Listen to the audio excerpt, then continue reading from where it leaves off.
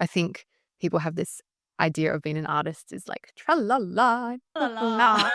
like thrown in cafes, and then I'm just gonna like spit out make all this mess and spit out all this stuff, and you got to Express yourself. I love that you're just in there expressing yourself. I'm like, I'm not expressing myself.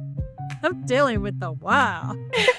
Smerdon Toast, you do, oh, I can help with that. Smear it, what's the doody do wop? Is there something else I can do for you? Toast it, it sounds like. We're recording on the lands of the Gumbaynggirr and Bundjalung people. Welcome to Smerdon Toast, our little corner of the art world, where we talk about painting, process, and always philosophy. And today we're taking on the famous 80-20 rule, also called the Pareto Principle. You've probably heard it in business or in productivity circles. 80% of results come from 20% of the effort. Yeah, like how you only really wear 20% of your wardrobe 80% of the time. Or maybe your 20% of your brushes do all the heavy lifting in the studio. Exactly. But what happens if we take the idea and apply it to painting? Can 80% of a canvas be quiet and subdued and the other 20 carry all the impact? Or maybe it's about process, like 80% of problem solving, sketching, layering, and then it's like the last 20% of brushstrokes that suddenly make the whole painting sing. Sometimes I wonder if the rule actually flips in art, like maybe it's the final 20% that transforms something good into something great. Yeah, love that. And speaking of how a small thing can make a big difference, Toast, I need to pause and say congratulations. You just won the People's Choice Award at the Sunshine Coast Art Prize. Yes, and honestly, huge thank you to everyone who voted. I only won by 4 votes, so basically it was your vote and, 3 other people. So it really came down to the wire, and it just shows how these tiny little acts, like casting a vote, can have, like, a massive 80% impact. Yeah, and on that topic, I've got something to share coming up too. I've got a new exhibition about to open at Mangyang Gallery in Melbourne, but I'll share a little bit about that later on in this episode. For now, let's dive into how the 80-20 rule plays out in our painting and our arts practice. So, Toast, you set the topic this time around. So, let's see what you came up with. Okay, so I originally set this topic from my running practice, which is what a very consistent practice that I've had. Probably there's been times in my life where I maybe run more than I paint. I'm not particularly good at it, maybe the same as painting, but it's just a consistent practice in my life and it allows for lots of time for reflection. And in running, a basic rule is that you have 80% easy, 20% hard. And like any rule, there is caveat upon caveat for how you adjust and tweak it to suit your own situation. But I just wondered what kind of how that would apply to a painting. Um, so I tried applying that rule directly to a portrait this week, and I've got to say I'm getting a bit faster at these. And I thought it'd be fun if you guessed which 80-20 rule I was leaning into in this portrait. Oh, okay. Okay, so it could be composition, it could be brushwork, could be color. I feel like it's gonna be color. Could be Okay. edges, value maybe, but I feel like it's color. Well, and you probably can't see it from here, but I was actually trying to use it for focus. So keeping 80% of the portrait really soft and sketchy, and then, like, hitting it with, like, some more in focus, sharper accents. No. Um, So it's yeah, more about the edges. yeah, about edges. So keeping everything sort of like all of the values kind of close together, and then so yeah, having those sharper value, but also those sharper edges to pull the focus. Um, but I fell for one of the biggest holes in painting that we keep talking about, because I started honing in on the features, and of course, the more I focused on them, the more the structure of the head kind of fell apart. And This was still in the first hour, so it was a 3-hour painting, so you only have to watch 3 minutes of me basically struggle and repaint the same thing, and nothing gets better. If anything, it gets worse. Don't mind exactly the same. Yeah, it's like the 20% can really, if you go in too early, it can really, yeah. Well, yeah, why do we do that? We go for the 20%, which should be at the end, those finishing details, that's what we're and I go for color, like, I'm so excited about these crazy colors I'm seeing, and, like, I get stuck on those first, and then all my values are out. Yeah. Yeah, so, yeah, leave it till the end, right? Yeah. So as much as it can be helpful, 80% can be bad if you're focusing on the wrong ratio. Well, I think it's about timing, right? So, Yeah. yeah, I mean, the good thing about it was I learned how far I can kind of push that softness before it breaks down. And you'll see a bit later on, I come back the next day with fresh eyes, which is always a good thing. And I'm like, okay, let's get the structure in. And that's when the challenge kind of shifted from focus and softness and gesture um, to something like how much can the portrait hold gesture. So we were spoken about this, you see a face in everything. So portraits can really hold a lot of gesture. They can hold you don't need much resolution, which again is another excellent learning thing for portraiture. Like, how much do you need to describe an eye? How much do you need to describe a nose or a mouth or even a head? It's an egg. Yes, absolutely. Yeah. And so it became about sort of 80% gestural, and maybe there's the 20% accents, 20% shift. But yeah, I was sort of wondering, what do you think? Like, is it the back end or is it the front end? Like, is it the 20% of the setup or is it the 20% of those final details? Yeah, it's interesting because this could apply in so many ways. Like, often I tell my students, you've got to push through the ugly stage of the painting because for 80% of the painting, it looks terrible. And then it kind of comes together in the last 20%. But also, I find that sometimes I paint and it feels like within 20% of the painting, I've gotten into the flow and everything's just going awesomely. But other times, I feel like I'm fighting to get into that flow state, but everything just you kind of stop thinking about pain anymore. It just happens.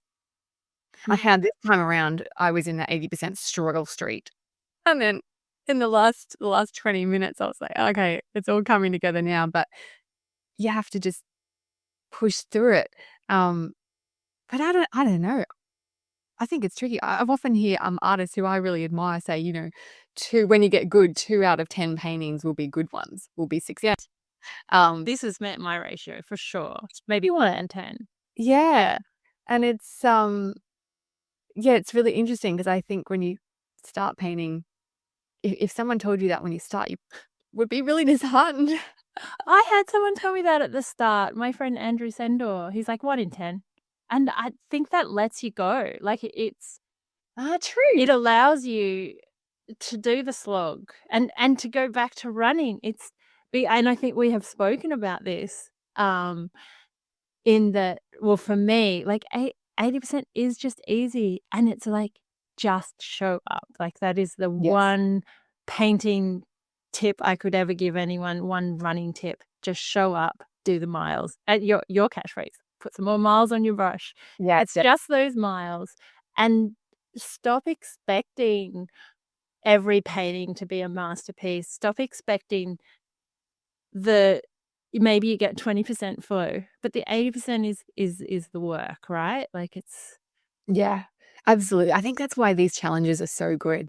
Um, just pushing us and our practice and giving us that time to experiment. And I yeah. think it's really important. We set this as a time frame. Boy, did I want to give up so many times. I almost called you so many times. I'm like, we're not going to have a show for this month. You can wait.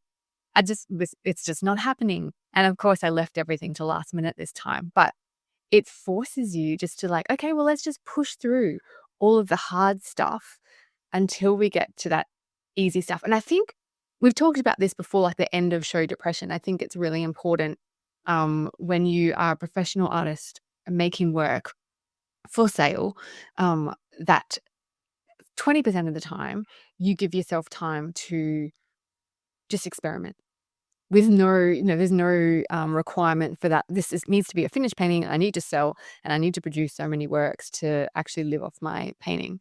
I think it's really important to dedicate time and go, no, this is just experimental. This painting doesn't have to work, but I need to push new ideas and play and make a painting for myself, not for anything else. Yeah. Yeah, I think structuring in that kind of, structuring in disciplined play. But I also think, like, because we set a challenge and, and we have this accountability that we broadcast it to the world, if I was doing this on my own, I might give up and I might fall back into the way I usually paint. But this pushes me to, okay, I've got to make this 80-20. How can I do this? And like with our abstract realism challenge, the results were really surprising and so fruitful. And the same with this one. Because I had to push that, I'm not one for blending in my paintings. I'm more like, well, don't blend, like just match the colors, right? Yeah. And I sort of did do a bit of blending, and that's sort of new for me because it's something oil paint does really in a really lovely way. Yeah. And yeah, I push through and I'm okay. Yeah, I think I like how this is happening. I love that red under the jawline, that glow from the shirt. Oh, I love those moments. And I get sucked in when I paint because I'm well, this painting's gonna be about that, and then everything else kind of turns to slop. But it's so nice. It's so Well, it did change because I was like, oh, am I doing this about and usually I use 80-20 in terms of composition, but I'm like, am I doing this about value? And I'm like, oh, maybe I'm doing it. Yeah, I'm grabbing anything at this point. Maybe I'm doing it about saturation. And I must say that I filmed this with my iPhone, so I think it's a little bit more saturated than it is in real life. But there, you can see the difference, and I think that's what the 80-20 is about. Like, it's about setting up the tension, how you were talking about with our rectangular canvas. So an 80-20 creates, two different shapes. It creates a lot of this and a little bit of that, and it's the accent, the dark. See, that's a bit closer to what kind of saturation. Yes, nice. Yeah. So how did you go sticking with the 80-20? Were you thinking about that the whole time you were painting? Yeah. And I think that made it difficult. But yeah, I think when you use it as a learning process and then allow that to come into your other paintings, because I think me trying to get the 80-20 at the start made me really push values and lose that structure. But yeah, I think maybe this structure, I think I'm more a front end painter. If I can get that structure happening in the beginning, Yeah. I'm set up for a good painting. But sorry, go on. yeah, but then the last 20, maybe it really is just a case of being present through the whole scene. Well, no, I think what you say is true because I kind of threw structure to the wind at the start of mine and then spent like 4 hours fixing it and putting the structure back in. Yeah, okay. Yeah, so that Which is sort of what I did. Yeah. Yes, but you're a master at doing that. No. I am still working my way through. But this one has quite a soft value structure to it and a soft edge. It is quite a softness. It's almost like pastely in both edges and in value. I think because I was trying to go for them all, and I'm not sure that's a good idea to do that because the first time, like, I'm going to go for value. So there'll be like very close values and then some harder accents. And then I'm like, okay, I'm going for edges. So everything's blended and then there'll be some edges. And then I'm like, okay, I'm going for gesture with some resolution. I'm not sure I even did that. Yeah. I tried. Maybe this is the challenge that has stumped us a little bit both, and we both need to revisit it. It was, I mean, it's a broad topic and it can be applied so many different ways. Yeah, Look at you. yeah, I'll show you what I'll show you what I did. Smear it on toast, you do-do, ooh, oh, I can help with that. Smear it, what's the doody-do-wop? Is there something else I can do for you? Toast it, it sounds like. If you're enjoying this episode, could you do us a favor and share it with just one other person? It's a small thing, but it really helps us grow.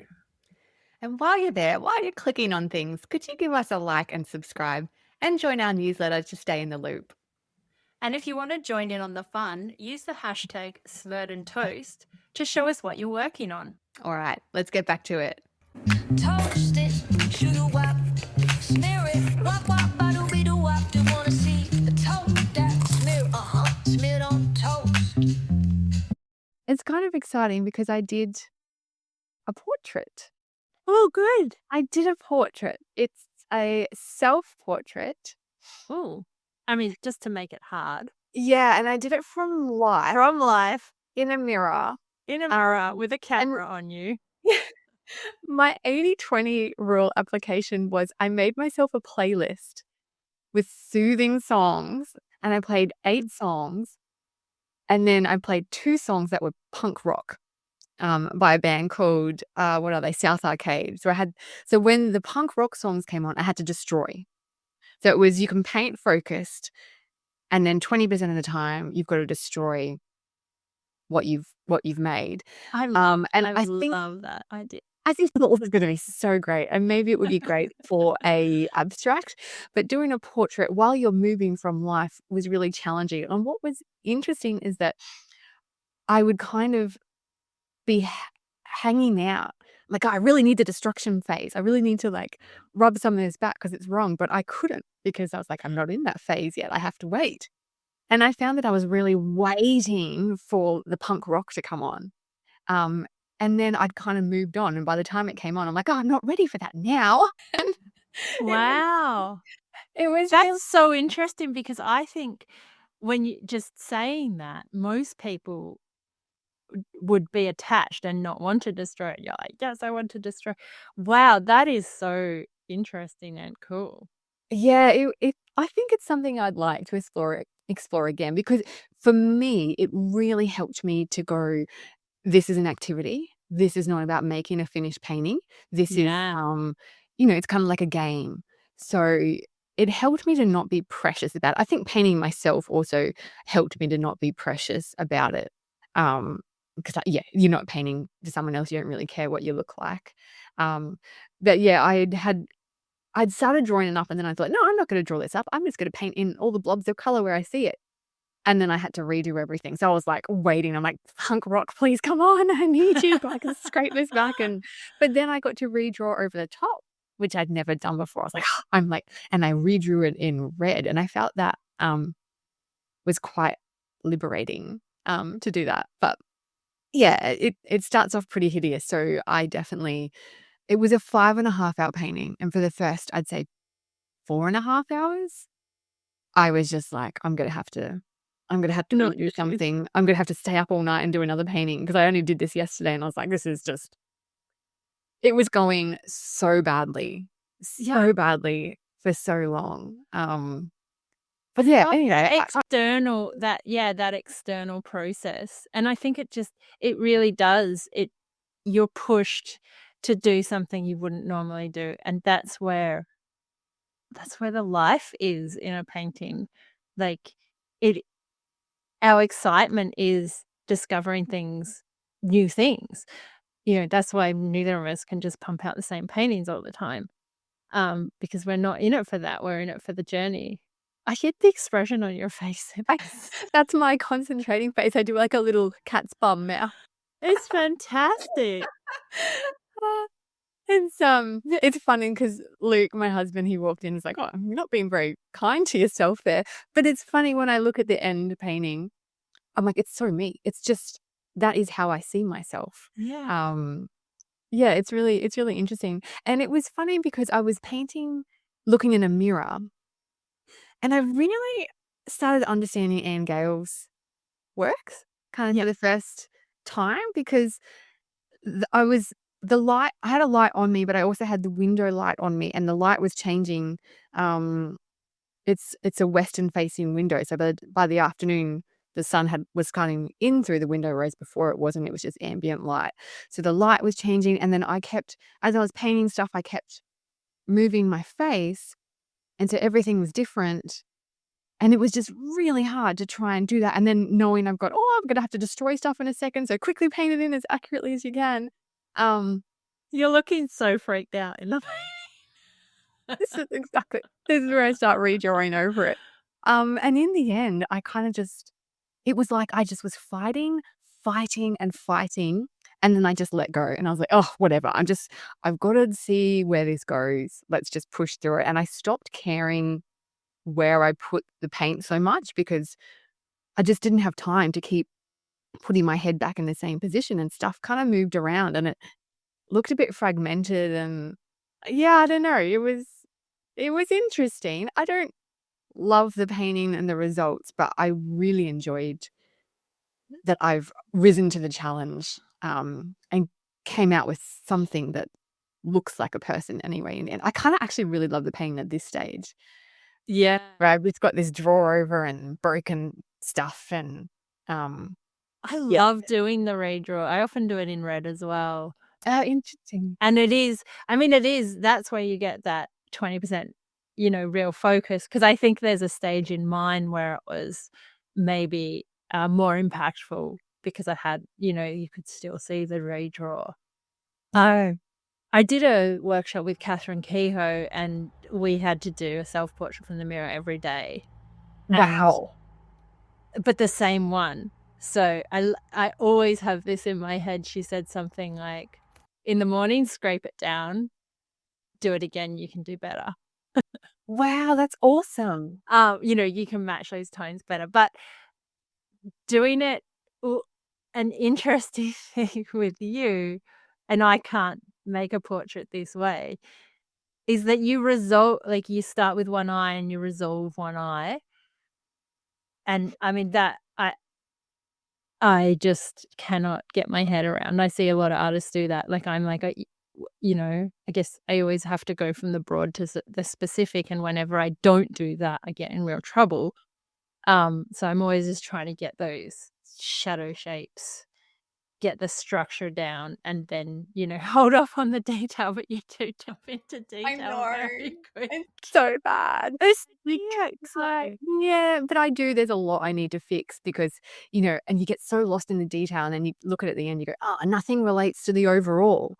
Yes, that like tone and value relates to what's just next to it, but it doesn't relate to the lightest light or the darkest dark. It's frustrating. But you still have that in your toolbox, so it's to someone else, it's you have the repetition of that learning, which allows you Yeah. to be able to do that. And I Yeah. think I'm not there, maybe I am, because you lean on what you know. Yeah, your default. Yeah. Which I makes think me think, like, what are the, like, you with that whole productivity thing, with the Pareto Principle, they talk about how 20% of your actions create 80% of your results. And, like, what would be the 20% exercise or rule that you would stick to in painting, that gives you your biggest bang for your buck? Gives you your 20% of your, like, an exercise. in painting, I would say value. Just understand values and tone. But also I think in practice, I would say the biggest shifts I've had in my work, like the biggest jumps in learning and progression of my work has come from taking time to learn from others, to do workshops, to watch artist talks, to get a mentor and do sessions. Like, I think there's so much that we can learn just through putting miles on the brush and working stuff out. But I've had accelerated skill sets from learning from those who've worked it out before me and have done it better. I think if you want to fast And track most of it's your not skill- rocket science. No, it's not. But I find like I can read stuff and then not apply it. Like I was at earlier in the year, I was at a David Dibble workshop all week, and he did theory, and we learnt the theory, and then we'd go out and do it like plein air and practice. And I would do the exact thing we just learnt not to do in theory. And he'd come around and be like, well, see, that's the thing I was talking about. So for some reason, I find it really hard to get the theory and apply it in practice. And I think that's where it really helps to go to an in-person workshop or a class or thing, because I'm clearly not very good at learning myself, and it's wonderful. But the thing is, it's like painting is not rocket science. There are some very simple rules that take a long time to absorb. Yeah. It's like you can just practice value studies. You can just practice shadow shape. But it's like, I can't remember who had this quote, but it's like painting's very easy when you are a beginner. Yeah. It becomes harder the more you know, the less you know. Yeah, that whole thing. But it's incredibly simple to make a painting. You just put paint on the canvas. But the more you push yourself, and it always comes down to these very few fundamental rules. But you apply that to a myriad and of situations, and those rules are slightly different. And how does it apply in this situation? And I just think this is one of the best paintings you've ever done, Anne. This is amazing. I'm pleased with the application. I don't say I love the painting. Like it's always kind of hard to look at yourself. But That's that's not flattering at all. No, it's not. But that's actually like that's me to me. That's how I see me. Yeah, which is Anyway, if someone wants to give it a go, I've made the Spotify playlist. So Oh, it's great. numbers 80/20. I think probably the better way to apply it would be to do 80% work, and then for 8 songs, paint. And then for 2 songs, the duration of 2 songs, take a break. Because I was thinking about the 80/20. I like the destroy, though. It is fun. It is really fun. But I think I rushed this. And it's, how sometimes you finish a painting, you're like, yeah, awesome. And then you come at it with fresh eyes the next day and you're like, oh, that needs fixing, that needs fixing. And it's that break that allows us to see that. And I think it ties in With me, the fresh eyes. Yeah, the fresh eyes, or the default mode network, which we've only relatively recently learned about in neuroscience, that it's the time when we are not doing anything, when we're daydreaming, that our brain has a different mode to its focus mode. I forget what the focus mode is called, but when we take a break, our mind switches modes, and that's when creativity and ideas and insights come. It's like when we're driving or when we're showering, when we're kind of just doing something monotonous, we get these brilliant ideas. And I think that is probably the best way to apply this rule to painting. And the same with running. It's like, or weightlifting. You don't grow while you're lifting weights or running. That's your body is actually breaking down. It's in your recovery that the muscles rebuild, and they rebuild stronger. And it's the same with painting, right? Because same with sleep. Yeah, we paint, and then the growth happens. Yeah, like you said, boredom is so important, and we've just absolutely destroyed our capabilities. As soon as we take a break, we just pull out our phones and we check the news, or we check our emails, or it's so I want to give this another go, still maybe with the distraction idea. I think the distraction, and I think what you were saying about you'd like to slow it down. I mean, to capture that, you've tapped into something universal with this portrait, and I think that's why I love portraits. It's not about some person. It's about this universal connection.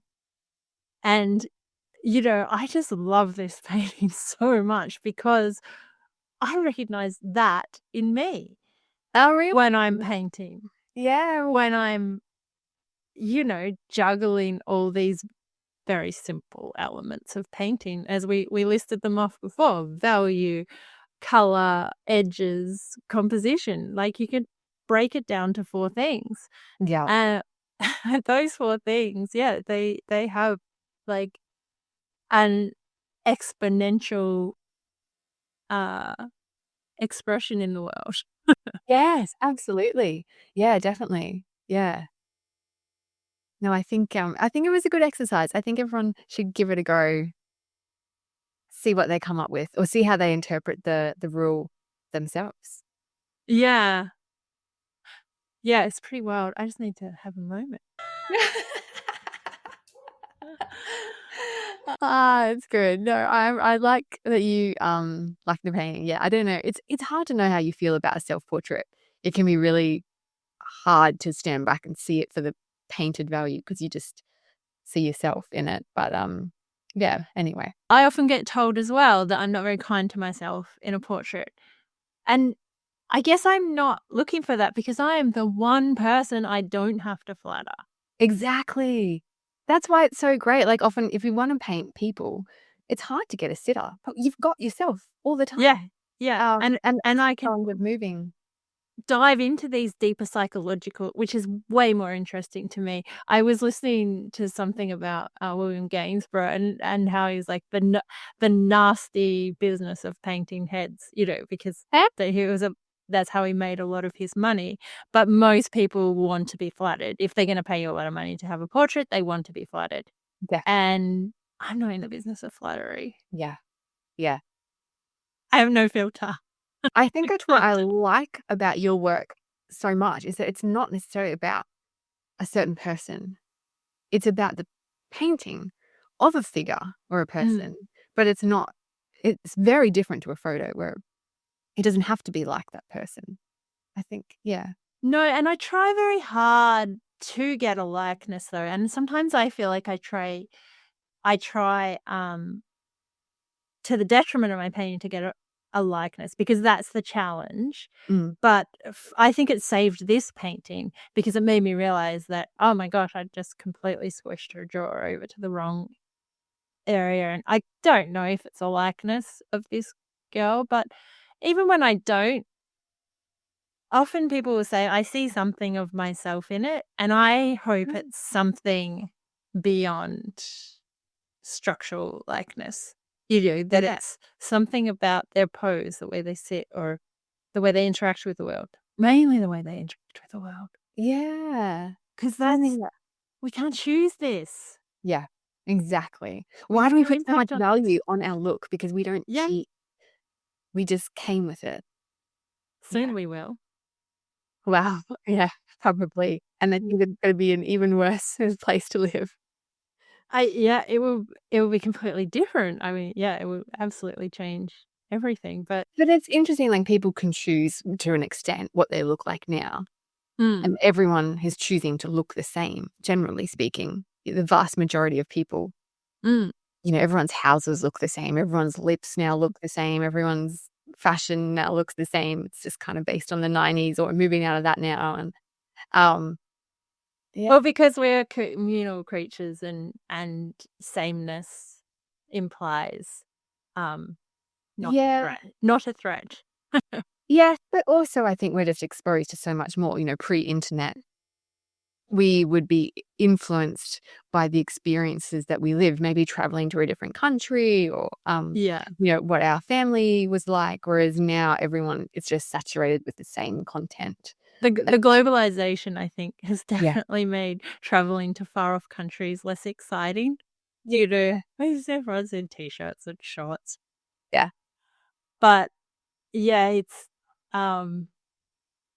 that there is also benefit in sameness. I used to put a lot of effort into the way I looked, and I looked a lot more punk and would wear tutus and spike my hair, and, um, I actually really reduce all that stuff down. I try and wear the same thing, um, and 20% of my wardrobe. Yeah. 80, but I eat the same thing, the whole Einstein thing. I want to apply my choices to my painting. So I've tried to dull everything down. Also, if I look like this, I get a free pass in society as to when I'm out there, with a shaved head and a dog collar. I'm always battling society. Yeah. Yeah, definitely. But anyway. No, I think it's a great, I love the jeans and a tee philosophy. That's my uniform. I don't have to put any effort into thinking about the outfit I wear that day because I want to put that effort and that brain power into my painting. So we make these choices to reduce things. I used to be so into fashion and so into appearance. I think we all are when we're younger anyway. Yeah.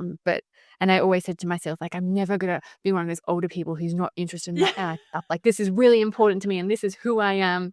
And now I'm I don't care. Jeans and a tee We are. every day because that's not where my focus is, and I want to be selective about what I put my focus. Yeah. And that's why when people say I'm not creative, I'm like, look at your house. Look at the what things you choose. There's always choice and there's creative choice in that. But yeah, it's where you have a limited amount of time and where are you going to put that creative effort?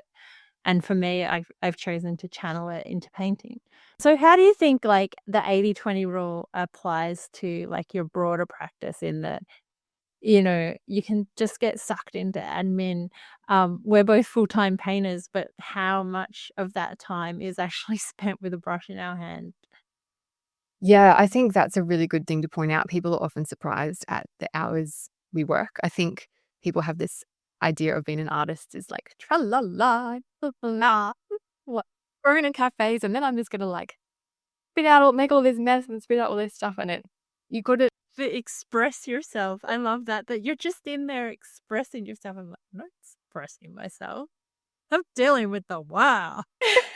Most of the time, our partners walk past.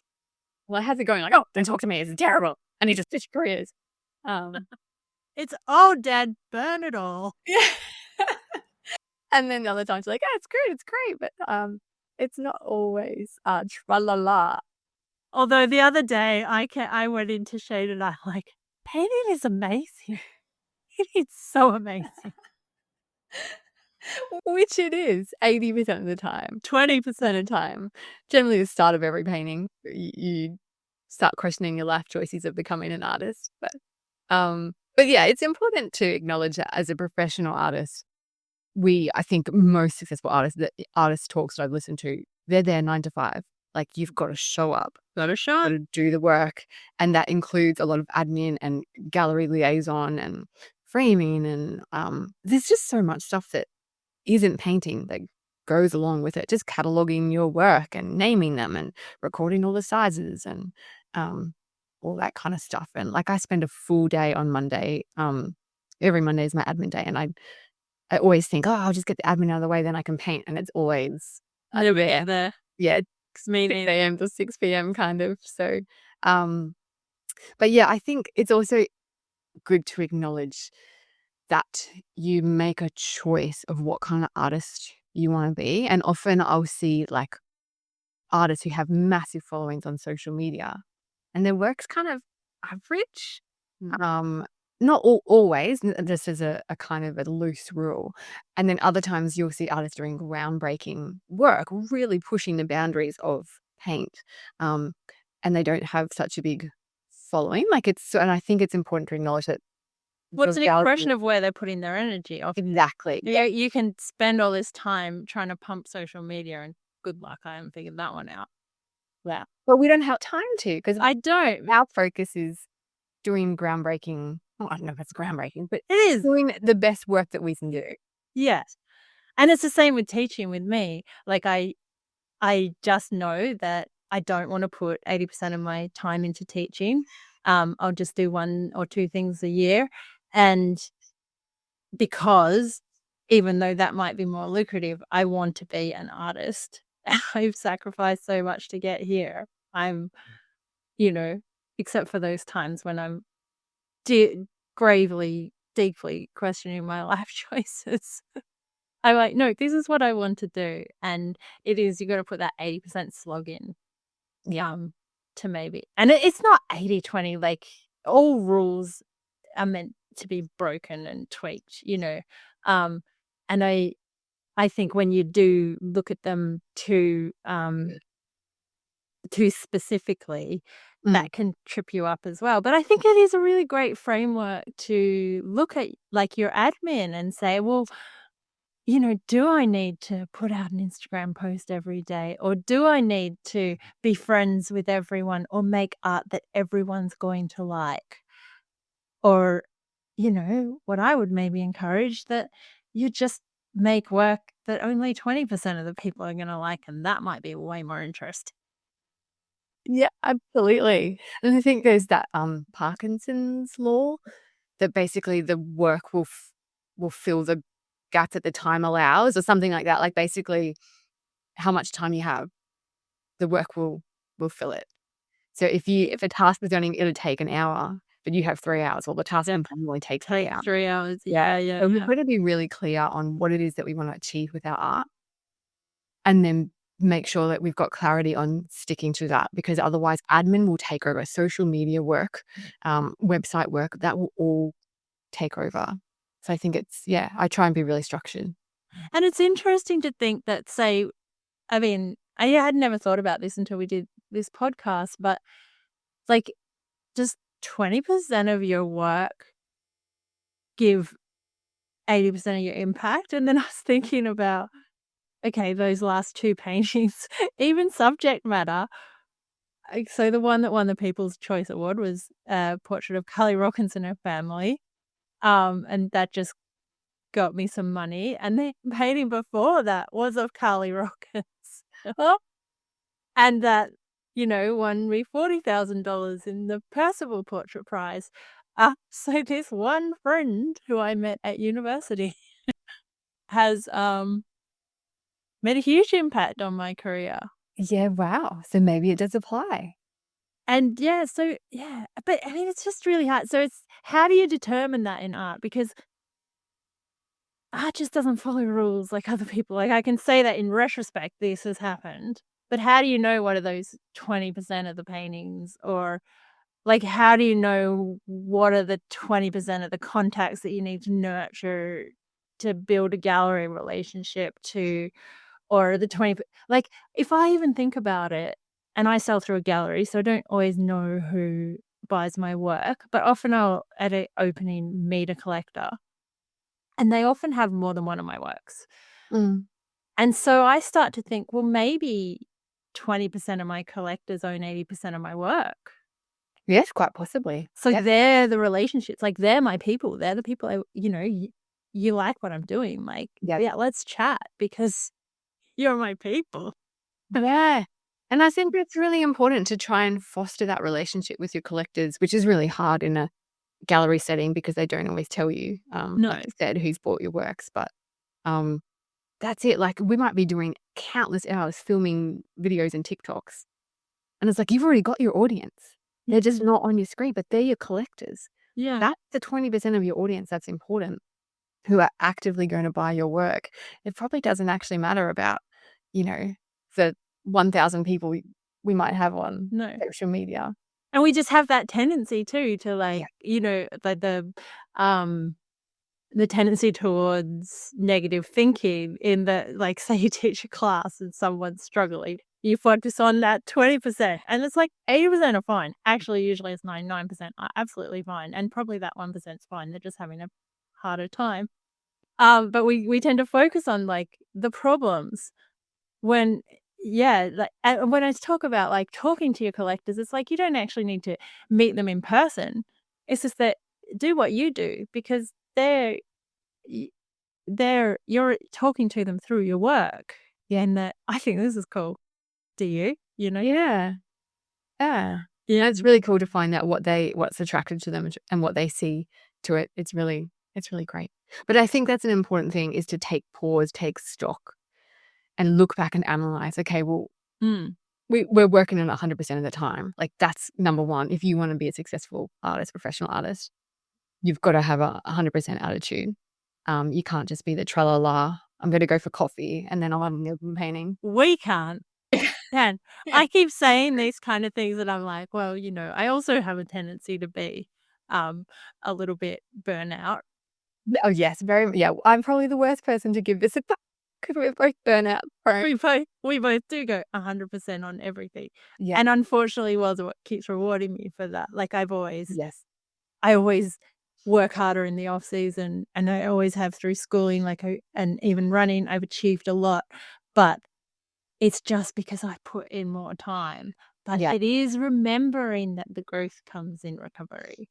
Yeah, so maybe that's what we need to do.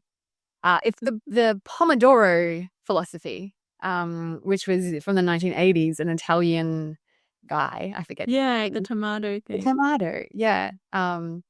With the bread. It's the tomato timer. That's what it. Yeah, Um, tried he, that. he put a timer down, but the idea is to take a break, look at where that key 20% is, where you're having the most success, and focus on that. I think that's what we need to do. I think that's what I'm learning from this. But I also think, like speaking of the 20%, like you've been working really hard and you're about to have an exhibition, which is like this expression of all that hard work. And it's not all that hard work. It's like, here is, a selected section that I resolved to put on show. And I think it's so important to celebrate that time for people like you and I who just go, that's done, next thing. Yeah, that's true. That is true. Well, I wanted to actually show you one of the paintings from that because it's the painting I did. This is the one I did after our On the Edge of Abstract and Realism painting. And in the show, so this show's all about my studio shelf and just painting kind of whatever was on my studio shelf and my birds. Wait. They come in and out. 20% of your studio. Yes, very true. And 80% of my life, which is birds. And medicine bottles. I painted all my medicine bottles. But this one was really cool, and I felt like it ended up with this kind of like movie hazy effect from just kind of pushing more towards the abstract and roughing it up a bit and scraping bits back and blurring bits. So that's the movement in it. Like you've really created that kind of sense of movement. And I mean, how still are your birds ever? They're never.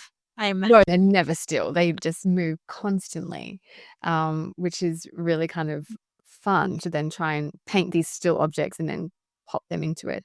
Everything. Can you just go back to that? Everything's really loose. And then you've just got that kind of, you've got his head really still in that resolve moment with his eye, which I think contrasts. Like this is what I wanted to achieve in that portrait, just that out of focus and then that just. Yeah, true. I think you can even push 80-20 to 90-10. I think it becomes more tense, like the smaller the ratios. Yeah. It's kind of cool too, because you know how birds, like their heads can stay still, but their bodies can move.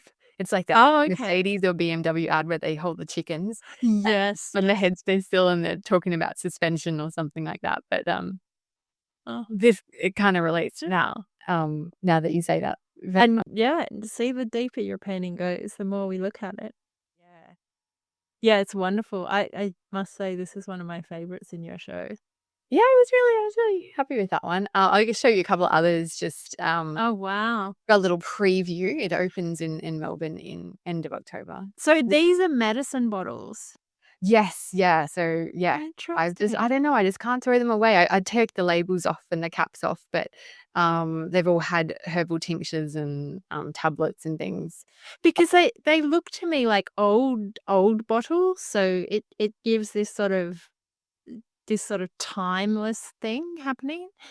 Yeah, I guess so. There's some modern elements like the plate and then they're old but they're so shiny and new. Yeah, it's really interesting. Yeah, I really like them, and I always have them on my shelf if I put flowers in water or anything. I don't know, I just can't throw them away. I've got so many of them, and they all have slightly different shapes, and there's something really nice about them. But painting that little pop of purple on the top of that rock melon slice was just so fun. When I saw that, I was like, this is what this painting is about. It's about that bit of purple. Well, that's the thing, isn't it? It's like you do these paintings, and I don't think there's anything wrong. Like, you can have these big, broad themes and you're taking on the world. But, I mean, that's what I really love doing, is just drilling down into what paint can actually do, and I think that's just as valid. Yeah. And I think that comes through in a painting that has that drilled down mastery of technique, or of, value control or color control. Yeah. Or chroma control. Like if you want to get better at chroma, paint yellow objects, bright yellow objects. Oh, interesting. All that. It's so Well, hard. you can't darken it without losing chroma. Yeah, and a bright yellow, high chroma yellow appears lighter than it actually is. Mm. So you're always trying to reach for the yellow as pure as it comes out of the tube, but it's actually not. But it must reflect back into our eyes and it appears brighter. But when you desaturate an image, it's actually really dark, but it just looks like it's so bright. So particularly nasturtiums, like bright orange and yellow nasturtiums, so hard. Yeah. Oh, you've really 80/20'd it with even just your your chroma choice there. You've got that dominant yellow happening. Even in that one with the bits of the dominant, I guess then you push the yellows into there you've got the yellows with a bit of green and then the cooler background. Yeah. And then the next one where you have this melon being the 20%, the melon and the flowers. The way you paint these bottles, I think, and the same as your still life image in the Still Award, I think because you paint them so often, you make them sing and you give them a personality in the way that Morandi gives his objects. Oh, I would love to say, like, think that would be amazing. I don't know if I'm quite there, but I guess they do have personalities to me because they've been like the bane of my existence for the last 8 years, just having to keep taking medicine to survive. So Yeah, there's that these little ever-present figures in my life that love hate. Yeah, I don't really like, but I really like the bottles, but I don't really like the contents. And that I have to have them. But I think still life is so rich like that, just the positioning on a page, just having objects snuggled up against each other, or, far again, having just playing with shape, and that's why abstract art can be just as exciting. The way you can play with shape, play with objects, give them a personality, pull narrative out of it all together, and just drill down into something very technical. It's so your show is in Melbourne opening? Yeah, Manyang Gallery. I think it opens on the 24th, I think, of October. Yep. Yeah. And runs until? I think it runs for a month. I actually don't know. All I know is like they got the paintings done on time and they have been picked up and delivered, and yeah. So congratulations on that, because it's no small thing to get an exhibition together. I always think, I hate it when people are like, how many did you sell? Whatever. But congratulations goes to getting the show together, putting yourself out there. We've done this a lot by now, but it's still, it's still a nerve-wracking thing. Yeah, it is. Yeah. Yeah. And it's a lot of time and money invested. And have you scheduled any panaceas to the dreaded slump post? I'm going plein air painting. That one I know. And I'm setting the next topic. Oh, okay. So that is going to get me out of it. The Smerdon Toast challenge is going to get me out of time. Yes, that's it. Panacea for post-show slumps, or any other modern malaise you may have. So beautiful. Actually, so that should be written on a medicine bottle. as a prescription. We are prescribing a new topic, a new Smerdon, you are prescribing. I am prescribing as your very uneducated medical art doctor. Doctor. Do you know the only reason I would ever want to do postgraduate study is so I can be Dr. Toast? Oh, that would be so good. That would be so good. Yeah. So your prescription, Dr. Smerdon? Yes, my prescription for all those with the creative ailments is we are going to paint portraits. That's our topic for next month because we have some very exciting news.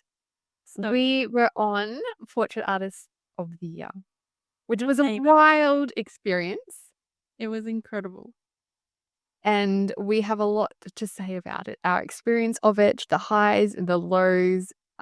So come along and listen to us chat about that next week. And And we're painting portraits. Yes. Repainting portraits. Repainting portraits of exciting famous people. Yay. Well, if you're giving the challenge a go, or this one, make sure you use the hashtag Smerdon Toast or Smerdon Toast with no A if you want the correct pronunciation. Yep. Check out Anne's work on her website and smerdon.com and get down to Manyang Gallery in Melbourne to check out her show. Yes. And don't forget, you can always find Toast's work on her website, seabastiontoast.com. And don't forget to hashtag us with hashtag Smerdon Toast. If you do any of our challenges, we really want to see them. Yes. If you can please hit the like button, hit the subscribe button, and send this to one person, we would really appreciate it. Yeah, send it to an artist friend. They will gain some of the insights of the things we chatted about. I'm sure there'll be something in there. And remember to be kind to yourself. And put some more miles on your brush. Smear it on toast, you do-do, ooh, or I can help with that. Smear it was for doody-do-wop. Is there something else I can do for you? Toast it, it sounds like